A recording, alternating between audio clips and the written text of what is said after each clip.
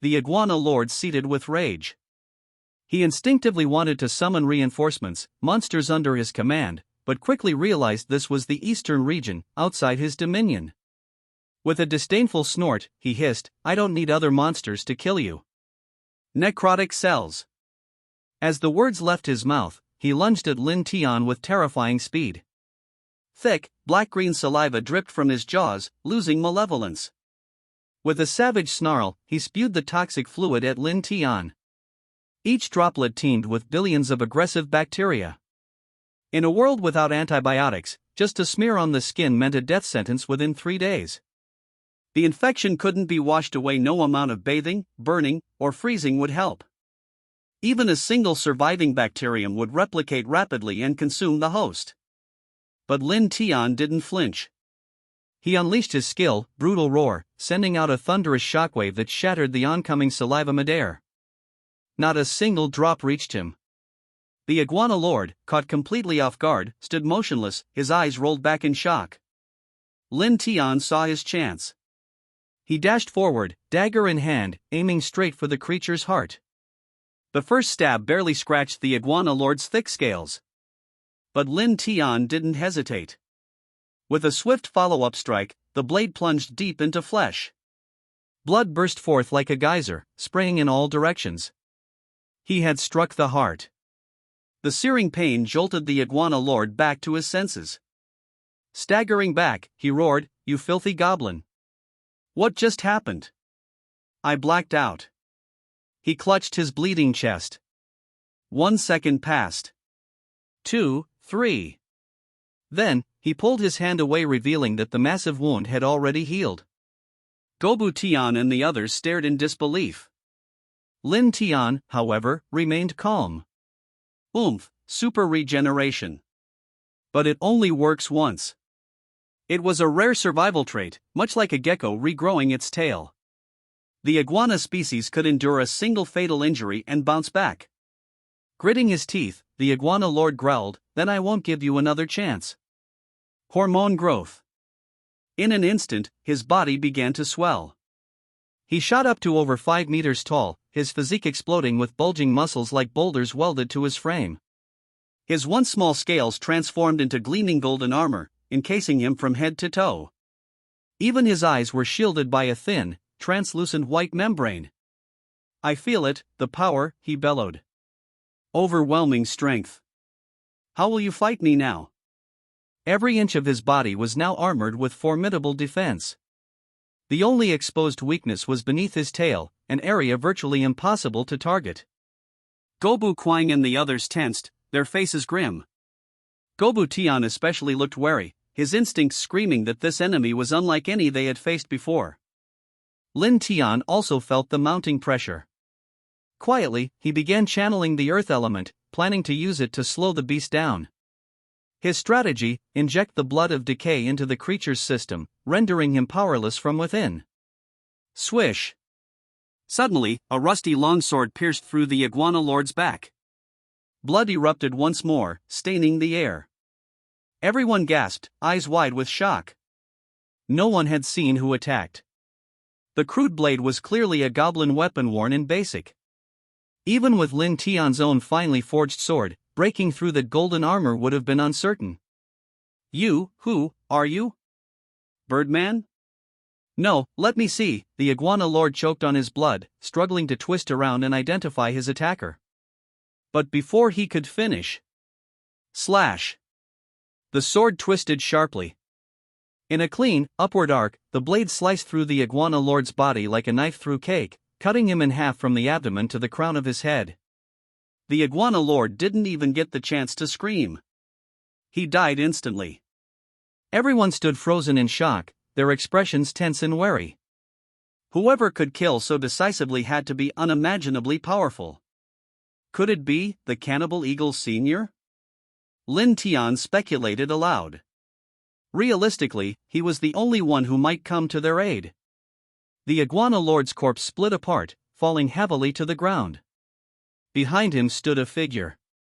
Clad in a tattered white nightgown streaked with dirt, the stranger's long blonde hair was wild and unkempt, as though it hadn't seen a comb in weeks.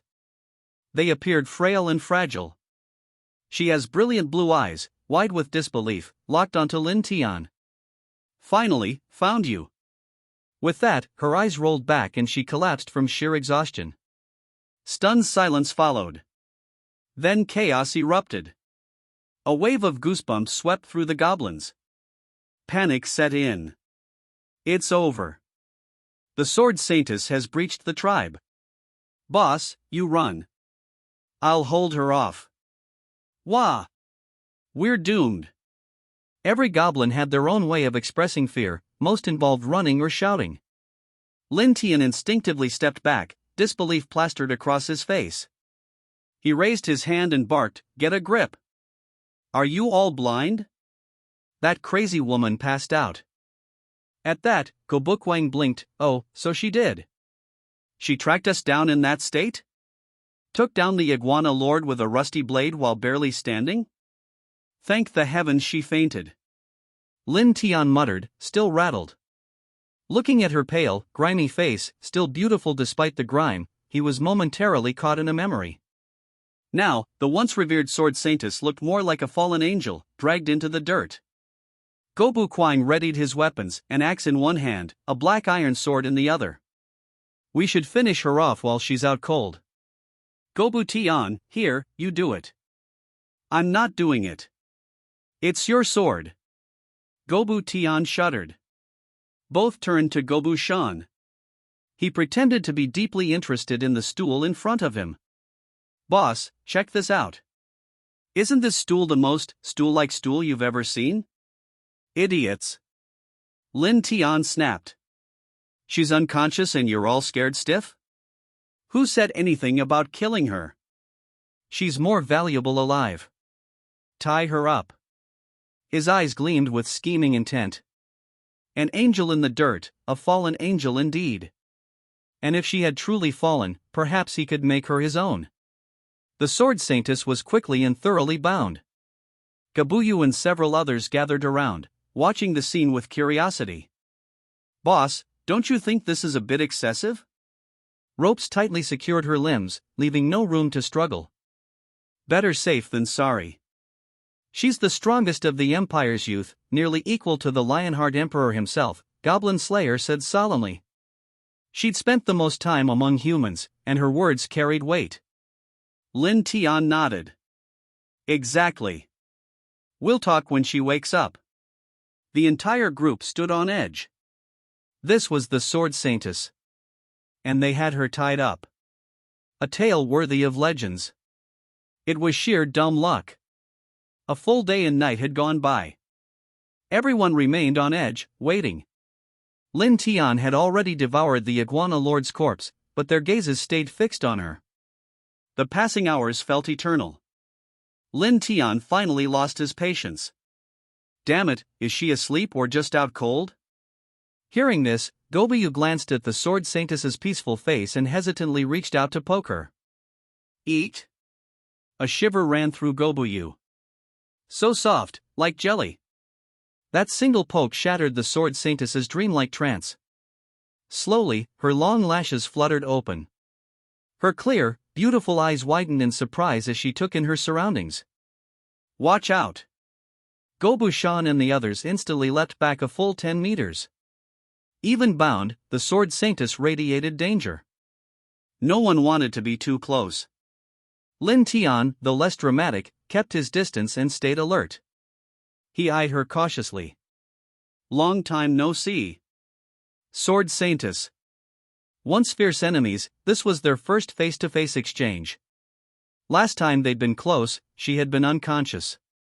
Now, her gaze locked onto his, and a spark lit up her eyes. Goblin! I've finally found you, Goblin. Finally! Her sudden outburst startled Lin Tian. He instinctively stepped back. What do you want? If it's a fight, forget it, you don't stand a chance anymore. Goblin! Goblin! Alicinia's voice was desperate, relentless. Though tied up, she writhed like a determined caterpillar, inching toward him. Despite being bound, she moved with shocking speed. Panicked, Lin Tian turned to his allies. Hey!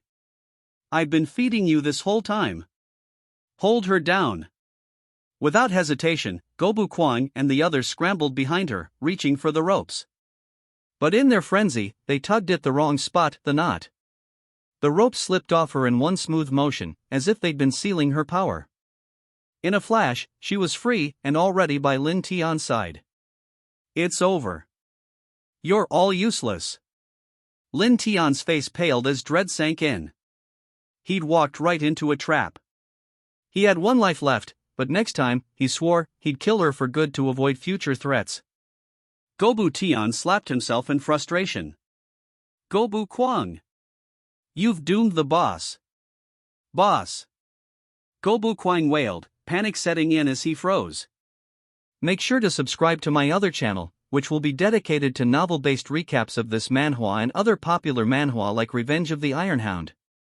The channel name is shown on screen, and the link is in the description.